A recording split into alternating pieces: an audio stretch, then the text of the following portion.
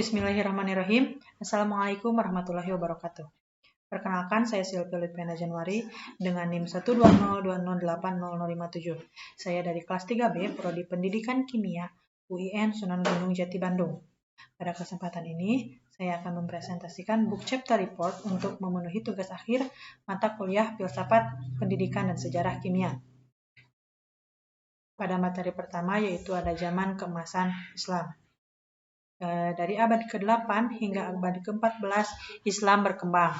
Pertumbuhan agama mendorong periode kemajuan budaya, ekonomi, dan ilmu pengetahuan yang tiada duanya. Setelah kematian Nabi Muhammad SAW, para khalifah, para pemimpin Arab baru membangun dan mendirikan kota baru, Baghdad sebagai jantung kekhalifahan Abbasiyah.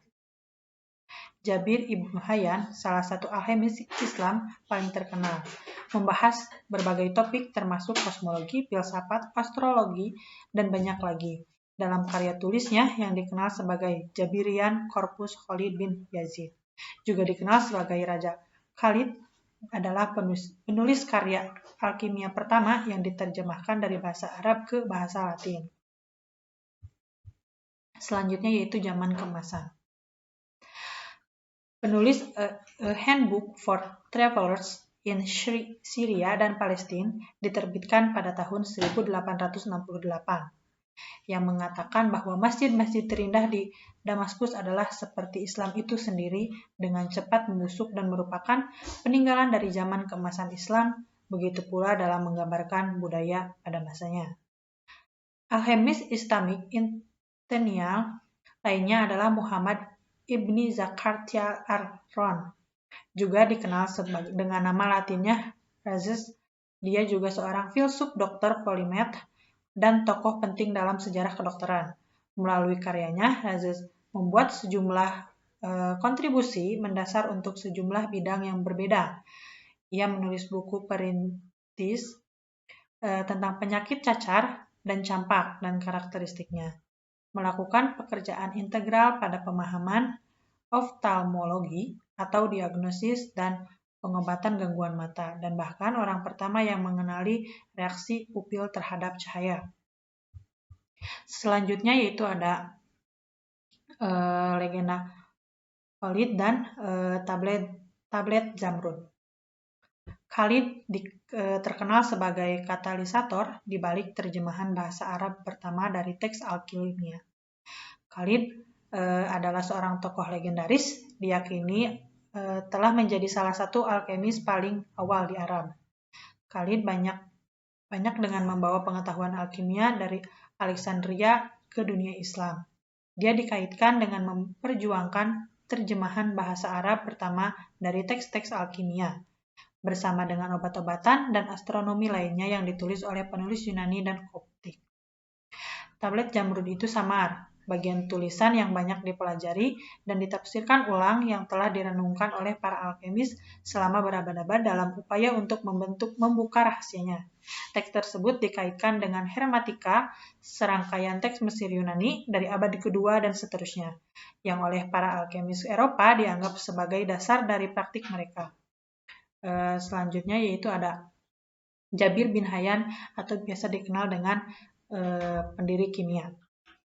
Muncul selama Pazar zaman keemasan Islam. Jabir ibnu Hayyan seorang yang menarik alkimia dari jubah mistismenya dan mengubahnya menjadi sains.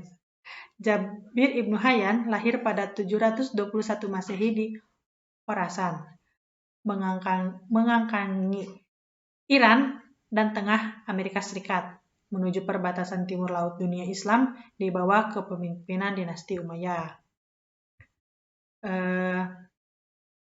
Jabir juga mengubah alkimia menjadi sains, menguji ide-ide teoritisnya di laboratoriumnya, di mana ia mengungkapkan banyak misteri kimia. Setelah revolusi Abbasiyah, Jabir pindah ke Kufah, di mana ia belajar alkimia, filsafat, farmasi, dan astronomi di bawah pimpinan Imam Ja'far al-Sadiq dan Birlian. Di antara teori-teori Jabir yang paling spektakuler adalah teori keseimbangan, sebuah ilmu ilahi yang dikhususkan untuk memahami setiap objek dan proses di alam semesta. Melanjutkan ini, neraca surat terdiri dari sistem metafisik dan metodologis yang menghubungkan 4 sifat panas, dingin, kelembaban, dan kekeringan dengan fonetik, morfologi, prosodi, dan harmoni musik.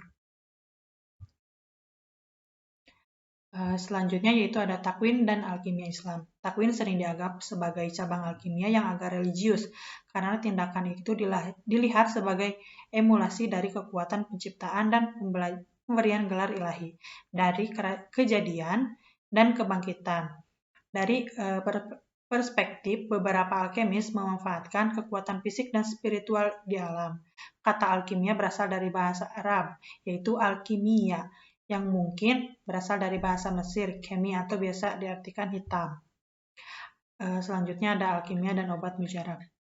Terinspirasi oleh ramuan abad pertengahan, banyak yang masih digunakan sampai sekarang, dibuat melalui prosedur seperti fermentasi, distilasi, dan ekstraksi. Meskipun banyak ramuan digunakan oleh orang-orang nyata untuk tujuan praktis, yang lain hanya legendaris. Istilah obat mujarab sekarang sering dikaitkan dengan obat mujarab kehidupan, ramuan yang konon memberikan peminumnya kehidupan abadi atau awet muda dan menyembuhkan sebuah penyakit yang tidak diketahui.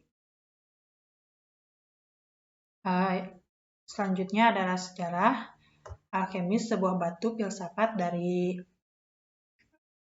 dari formula untuk kekayaan hingga penyembuhan ajaib dan selamanya. PSMI menyelidiki bahasa gelas suci alkimia ditulis oleh Paul Walker Emich. Catatan abad ke-17 mengklaim bahwa Nicholas Flamel telah melangkah lebih jauh mencapai keabadian melalui penemuan batu itu. Alkemis lain menyarankan bahwa pencarian batu bertuah harus berbelok ke dalam tradisi ini. Tulisan tentang batu bertuah selalu alegori, mengacu pada semacam perjalanan spiritual, teologis, atau psikologis. Selanjutnya yaitu ada Ibnu Sina, filsuf Persia. Avicenna adalah seorang sarjana yang berdedikasi sejak usia dini, mempelajari teks-teks berbobot dari para filsuf sebelumnya dan bahkan dikatakan bahwa dia telah menghafal seluruh Quran pada usia 10 tahun. Dia terkenal karena menganggap kedokteran sebagai seni yang jauh lebih mudah daripada matematika dan metafisika. Namun dia mendedikasikan hidupnya untuk berfilsafat tentang yang terakhir, bersama dengan perannya sebagai dokter dan wazir, termasuk kepada Emir Nuh. Terima sekian presentasi dari saya. Terima kasih. Wassalamualaikum warahmatullahi wabarakatuh.